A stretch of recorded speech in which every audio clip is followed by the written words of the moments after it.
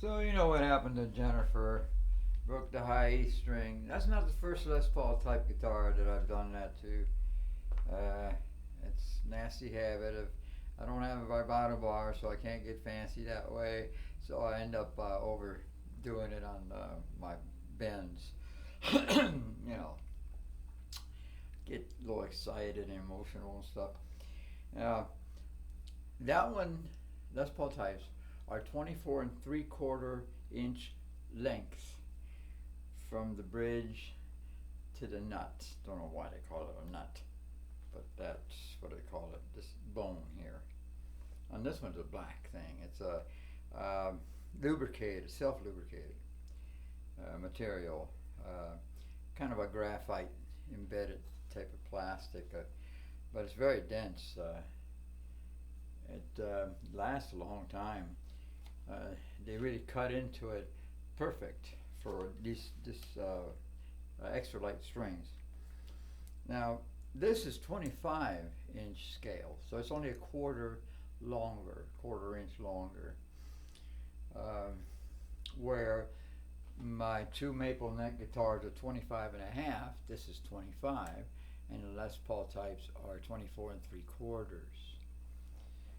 So this one I find that I can play country, twang, and blues type stuff almost as easy as a Les Paul. Les Paul is probably the easiest one. It's only a quarter inch less in length, shorter, you know. But it lends itself to that kind of picking.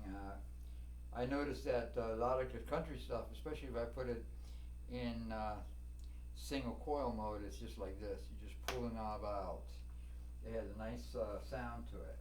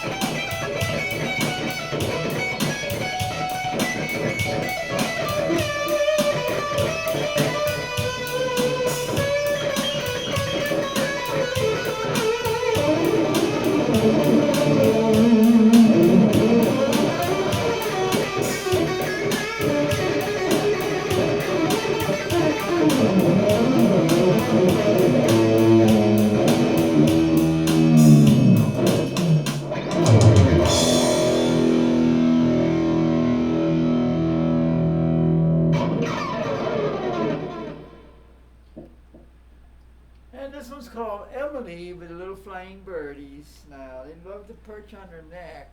Actually, some of them are flying or trying to fly off or something. I don't know if I can fly on or something. But I know that this particular neck, 24 frets, can fit more birdies. That's probably why they hang in there with her.